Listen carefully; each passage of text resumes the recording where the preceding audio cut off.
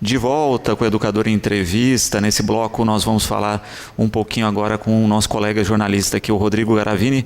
Rodrigo, direto da Irlanda aí, obrigado pela participação conosco. Boa tarde.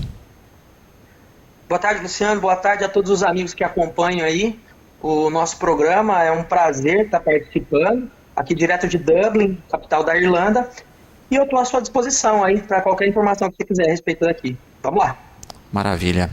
Rodrigo, você me falava, né? Você foi trabalhar aí, estudar um pouco do idioma, mas está aí no meio dessa questão específica aí do corona. Como é que têm sido as medidas e como é que isso impactou na rotina da população? Eu já estou aqui há 2 anos, né? Como eu estava te falando antes, porque pelo fato de eu ter cidadania italiana, então eu posso morar aqui para a vida inteira se eu quiser. Antes de te responder, na verdade, quais são as medidas que o governo está tomando aqui na Irlanda, uma coisa interessante que aconteceu comigo é que eu estava na Itália do dia 15 ao dia 19 de fevereiro. E eu voltei para cá no dia 19 de fevereiro e eles publicaram o primeiro caso de morte no dia 20. Então eu estava lá na Itália quando a coisa começou a ficar ruim. E eu passei por Veneza, passei por Verona, ali, cidades muito turísticas, e naquele período não se tinha uma percepção da doença como se tem agora aqui na Europa. Então, todo mundo está falando que a Itália subestimou, que a Itália fez isso, que a Itália fez aquilo, mas é difícil, cara, você ter uma percepção inicial do negócio, sabe? Você não via pânico nas ruas, você via as ruas cheias de turistas, as pessoas estavam se reunindo, estava tudo normal, depois que começou isso. E aí, como a Itália é um país que recebe gente do mundo inteiro, você anda pelas ruas de Veneza, tem gente do Japão, tem gente da Dinamarca, tem gente da América do Sul, tem gente de tudo quanto é lugar do mundo. Então é difícil, né? Essa realidade é muito diferente daquela que a gente costuma ter em algumas cidades do Brasil. Sobre a Irlanda, agora, a Irlanda tem um pouco mais de 1.300 casos confirmados, eu acho que, se não me engano, são 1.325 casos confirmados com 7 mortes. Anteontem, o primeiro-ministro ele fez um discurso público aqui, ele foi até a TV para falar para as pessoas quais serão as novas medidas aqui na Irlanda. Os pubs, os restaurantes e tudo mais já estavam fechados e a previsão é que eles permanecessem fechados até o dia 29 desse mês, mas agora vai ser até o dia 19 de abril, ele estendeu. Além disso, por exemplo, cafés em que as pessoas podiam entrar, sentar para tomar o seu café, agora é só para levar para casa, você pode ir lá, pega e leva para casa. Outra coisa bastante interessante é que os hospitais privados vão passar a funcionar como hospitais públicos agora. Houve um entendimento dos hospitais privados aqui na Irlanda, todos concordaram em prestar atendimento público às pessoas. As 140 mil pessoas que já perderam seus empregos aqui por conta da pandemia, essas pessoas podem entrar com um pedido de auxílio para o governo. Antes o governo tinha anunciado que ele ia dar 203 euros por semana para as pessoas que perdessem seus empregos. Agora isso já aumentou para 350. Então, assim, teatros, locais públicos, eventos esportivos, está tudo cancelado.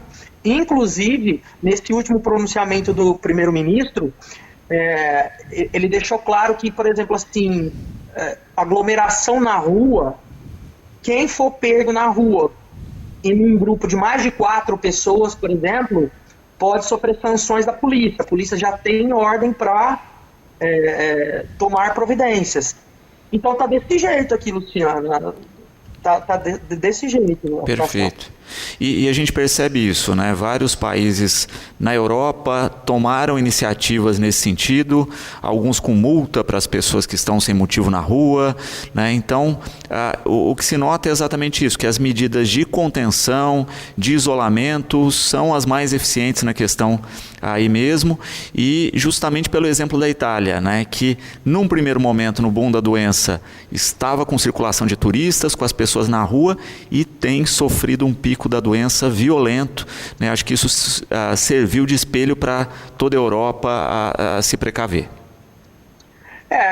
Eu concordo com você, viu, Luciano, e eu acho assim, no Brasil agora nós temos uma discussão a respeito de fica em casa ou se preocupa com a economia, fica em casa ou se preocupa com a economia, nós temos essa discussão agora que ela é latente, né? Principalmente nas redes sociais. Eu vou dizer para você qual que é a minha opinião a respeito disso, haja visto tudo que eu já vi aqui na Europa, porque eu estou vivenciando aqui. E a minha opinião vai de encontro com o comunicado da Sociedade Brasileira de Infectologia, que eu vi o comunicado que eles divulgaram. Que algumas coisas se impõem às outras. Nós não podemos colocar a vida das pessoas atrás da economia. Eu acho que é o contrário, nós temos que pensar como que nós vamos salvar a maior quantidade de pessoas possíveis para depois a gente ver como é que vai se reconstruir. A Europa já está sentindo esses efeitos econômicos. O Brasil vai sentir? É lógico que vai sentir. É lógico que vai sentir, Luciano. Mas nós não podemos pensar, nós não podemos nos dar o luxo de ter aquele pensamento egoísta e retrógrado, e isso é só a minha opinião, eu não sou o dono da verdade, de que num universo de 210 milhões de habitantes, somente 5 mil vão morrer. Poxa, somente 5 mil, gente, onde que nós estamos com a cabeça, né? Essa é a minha opinião, viu, Luciano? Uhum. Rodrigo, eu acho que a Itália é um bom exemplo nesse sentido, porque eles não tomaram as medidas justamente porque levaram a questão econômica, em especial o turismo, em primeiro lugar. Só que o custo agora da infraestrutura de saúde, do pico da doença e desse atendimento também vai gerar um caos econômico, né? Então, além do problema econômico, eles estão convivendo com as mortes e o problema econômico. Então, acho que também aí as medidas da Europa vêm nesse sentido de, olha, vamos cortar qualquer custo supérfluo governamental, né? Hoje no país já se fala de pegar o fundo eleitoral e não destinar mais para a eleição, mas para ser um caixa para esse período de crise, entre outros recursos, para apoiar empresas e as pessoas que perderam o emprego nesse primeiro momento, mas sair do impacto que isso pode causar na saúde para depois reerguer com mais tranquilidade o país sem esse peso, além da crise que se instala, né, na saúde, mas a crise econômica somada com o agravamento aí da questão da saúde. Acho que seu posicionamento tá muito correto. Pois é, Luciano, eu também concordo com tudo isso aí que você acabou de falar, e além dessa questão econômica, a gente tem que pensar na questão, vamos dizer assim, na questão emocional que envolve um país que perde muita gente, como está acontecendo na Itália. Eu tenho amigos lá, eu tenho as famílias que me recebem na Itália quando eu vou para lá e tudo mais, que eu já tenho uma convivência com os italianos desde 2009, quando eu morei lá para pegar minha cidadania italiana. As notícias que eu recebo de lá é coisa muito triste. Os italianos vendo caminhões de os caixões saindo em caminhões, assim, isso mexe demais com a população, isso mexe muito com o emocional de um país. O preço disso é muito caro, Luciano, sabe? Você vê, a Itália chegou num ponto em que as medidas não foram tomadas inicialmente, os idosos estão sendo deixados para morrer porque não tem estrutura. Chegou num ponto em que, assim, olha, quem tem mais de 80 anos, nos perdoe, vai morrer, vão tentar salvar quem é mais jovem. Vê só o ponto que chegou. Imagina isso acontecendo no nosso Brasil, cara. Que tristeza que vai ser. Sem dúvida. Rodrigo, eu quero agradecer a disponibilidade em conversar conosco, tá certo?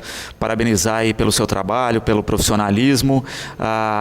Desejar aí que a gente passe por esse período mais breve possível, né? Com consciência, com cuidados.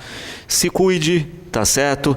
E esperamos revê-lo em breve aí, quando esse período estiver mais calmo, tá? Para um bate-papo de coisas boas também aí a respeito da Irlanda e do seu período aí, tá certo? Tá certo, Luciano. Eu é que agradeço a oportunidade de participar do seu programa. Quero agradecer a todos os amigos que estiveram conosco agora. Deixar o meu recado para que se cuidem, se isolem, atendam aos pedidos do Ministério da Saúde. E, claro, assim que eu tiver mais oportunidades de participar, falando de outros assuntos, coisas mais positivas, eu estou sempre à sua disposição e à disposição do seu público. Um forte abraço, fiquem com Deus.